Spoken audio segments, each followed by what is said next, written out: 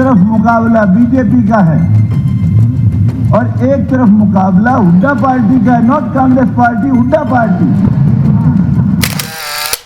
राम गांधी बड़े अच्छे आदमी, मेरे पुराने मित्र हैं। इनको बोल रहे जो कहते हैं, फिर बोल के माफी भी जल्दी मांग लेते हैं। मैं कहता तो मैंने बड़ी गलती करी जो उसके खिलाफ बोले। आपने भाई बड़ा बड़ा हुड्डा साहब बोल रहे हो। इंसान अच्छे हो, आपकी रगों में गलत खून नहीं है, but you are surrounded by bloody rejected people of Om Prakash Chautala. मैंने जो पार्टी ज्वाइन की, बीजेपी जिन में ज्वाइन की थी, उसी दिन मैंने घोषणा की थी कि 50 सीट मिनिमम बीजेपी की आएंगी और नायब सैनी मुख्यमंत्री बनेगा, और यह भी कहा था 200% बनेगा। बात कुछ भी नहीं थी, बात तो सिंपल इतनी ही थी। मैंने यही बताना था कि एक तरफ मुकाबला बीजेपी का है और एक तरफ मुकाबला हुड्डा पार्टी का है, not Congress party, Hooda party.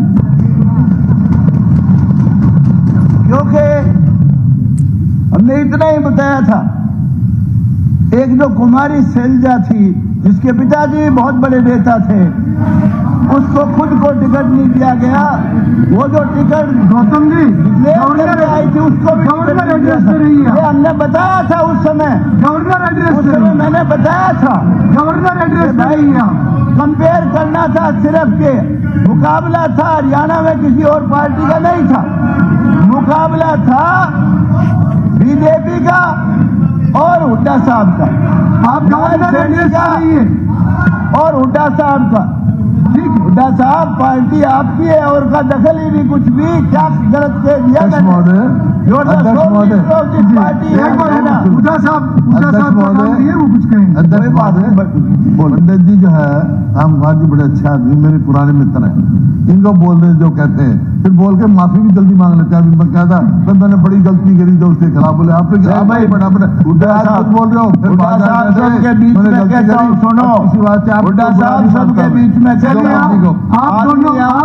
आप दोनों की दोस्ती बनी रहे। जो आपने सरकार चलाई है वो बिल्कुल गलत थी, मैं उसका हामी नहीं हूं बिल्कुल, लेकिन इंसान अच्छे हो, आपकी रगों में गलत खून नहीं है, but you are surrounded by bloody rejected people of Om Prakash Chautala. आप कांग्रेसी, आपके साथ है ही नहीं कोई भी। अध्यक्ष महोदय, ये सारे लोग सलाहकार हैं, मैं ये कहता हूँ, अरे आप तो अलग हो यार, छोड़ दो। मुकाबला सिर्फ हुड्डा साहब का, नायब सैनी का, बीजेपी का और हुड्डा साहब की पार्टी का था, इसलिए हमने कंपेयर यही समय करना था बस। 10 साल का हुड्डा साहब का कार्यकाल और 10 साल का बीजेपी का, मनोहर लाल खट्टर जी का और नायब सैनी का कार्यकाल।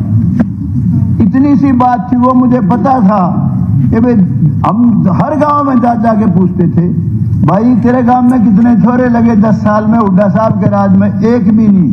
भाई खट्टर साहब वाले में कितने लगे? 70, 60, 65, 55, 15। भाई हुड्डा साहब के टाइम में तेरे गांव में कितने लगे? काम कितने हुए तेरे डेवलपमेंट के? एक भी नहीं।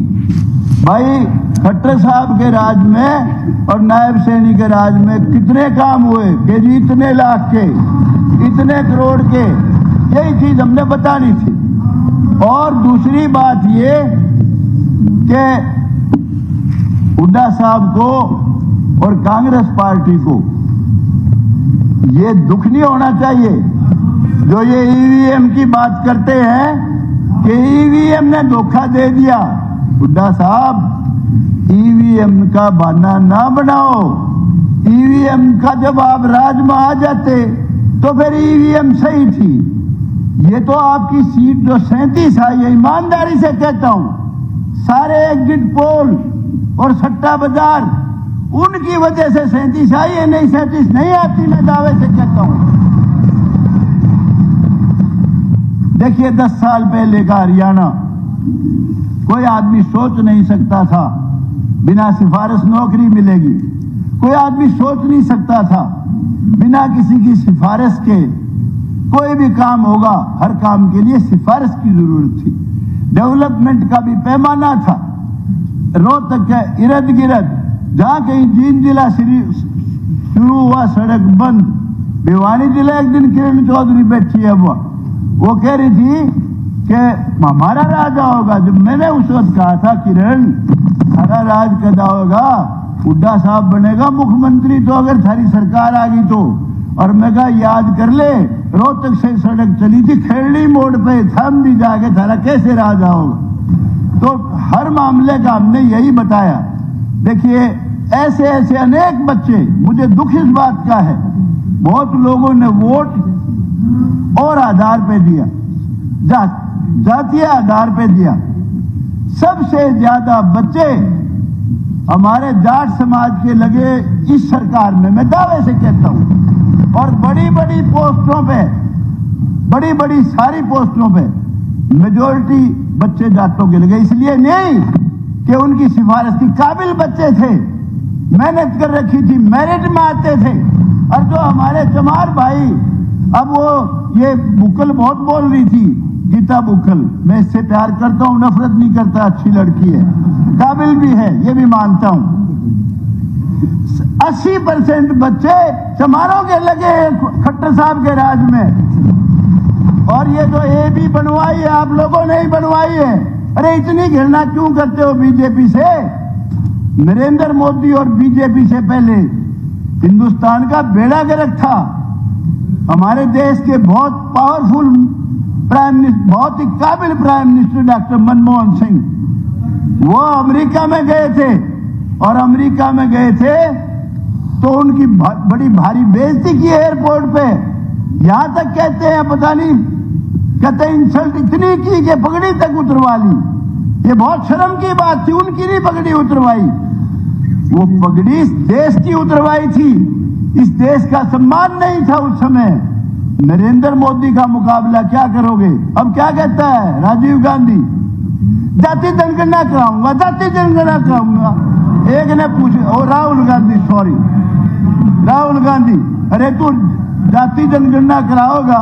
एक वो अनुराग ठाकुर है, उसने वही पूछ लिया, बोला भाई तेरी जात तो बता।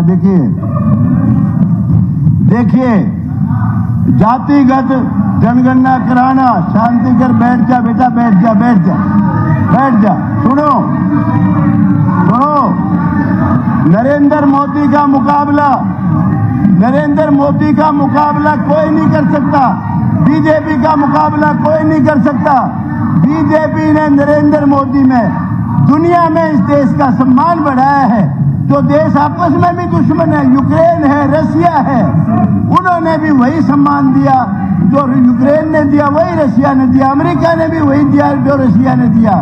दुनिया में देश को जना दिया। गौतम जी, आप कोई 370 राज्यपाल अभिभाषण तक रही और इस तरह के शब्दों को थोड़ा अवॉइड कीजिए आप। ठीक है, अवॉइड 370 धारा को, 370 धारा को निकल सकता था। नरेंद्र मोदी ने 1 मिनट नहीं लगाई, खून के कतरे बह जाएंगे, नालियां बह जाएंगी, खून की कतरा खून का भी नहीं गिरा। 370 धारा तोड़ के फेंक दी। राम मंदिर का निर्माण किया, जो हमारे लिए गौरव की बात है। सुबह उठते ही ताऊ राम राम, दादी राम राम, बेबे राम राम, रग रग में हमारे राम। कांग्रेस वालों ने बयान दिया था, उसने वो जो आजकल इनकी पार्टी में पता नहीं आया कि नहीं आया, इनका वकील था कपिल सिब्बल, कि जी 10 साल फैसला ना होने दो इसका, बाबरी मस्जिद बनी रहने दो इसमें। अरे मैं दावे से कहता हूं, और पार्टी बना लिया भूपेंद्र हुड्डा, बेशक टूट बैठ जाओ जरा, मुझे नहीं पता, लेकिन ये पार्टी कांग्रेस पार्टी गारंटी से कहता हूं कभी पावर में नहीं आएगी, कभी भी नहीं आएगी। अरे भले आदमी जाति जनगणना, और तेरे को सूझता ही कुछ नहीं, कभी सेक्रेटरी कितने, कभी कितने कितने, अजीब बात करता है। आप देखिए 10 साल पहले बच्चे किलकी मारते फिरा करते, बसों में बदमाशी करते थे, और लोग पूछते थे भाई तू पढ़ भी लिया करे। अरे तुमने के चिंता है, सर्टिफिकेट भी ले आवांगे, और सिफारिश अपनी नाम लेते थे हमारे भाई का या किसी का भी, यूं कहते उस पर लगा लूंगा छोरा तो, और नहीं तो गठड़ी बांध रखी बहुत बड़ी, वह लगा दूंगा सारी। मैं कहता हूं मनोहर लाल खट्टर ने बीजेपी ने पहली बार यह एहसास कराया कि बच्चों को पढ़ाओ। जो बच्चे किलकी मारते फिरा करते कोचिंग सेंटर ज्वाइन करके और काबिलियत के आधार पे नौकरी दी 10 साल, उससे पहले नहीं था। एक नया जमाना शुरू किया, अनेक काम ऐसे किए। ठीक है, उनके खिलाफ एक एंटी इनकम्बेंसी बन गई थी जो टेक्निकल काम कर दिए सारे, और कुछ टेक्निकल काम को तो नायब सैनी जी आपने भी सुधारना पड़ेगा भाई। हालांकि आपने बहुत काम HKRN के उनकी पक्की कर दी नौकरी, अनेक काम है, बहुत लोगों ने ये वो गाए हैं ये, इसलिए मैं रिपीट नहीं करूंगा। लेकिन वो जो एंटी इनकम्बेंसी टेक्निकल थी और कुछ नहीं थी, पर काम उन्होंने बहुत अच्छे किए। उसके बाद नायब सैनी ने फिर सुधारा और भी सुधार कर दिया। और जो ये सरकार आई है ये बाकायदगी से इसको समर्थन मिला है 36 बरादरी का, सबका। जब आई है EVM का कोई रोड़ा नहीं है, गलतफहमी में मत रहो। अंदर से तो आप भी जानते हो क्या क्या कमी थी कि जिस वजह से आप नहीं आए हो। लेकिन मैं ये कहता हूं, जिस दिन नायब सैनी को बनाया था चीफ मिनिस्टर, उसी दिन मैंने कहा था ये ट्रंप का पत्ता है, जीत का पत्ता है, 100% बीजेपी जीतेगी। कुछ भाई जो पर्सनल नफरत करते हैं नायब सैनी से, वो बावड़े हैं बिल्कुल। उनको गलतफहमी भी है कि भाई तू फलाना बन जाता तो पता नहीं क्या कर देता।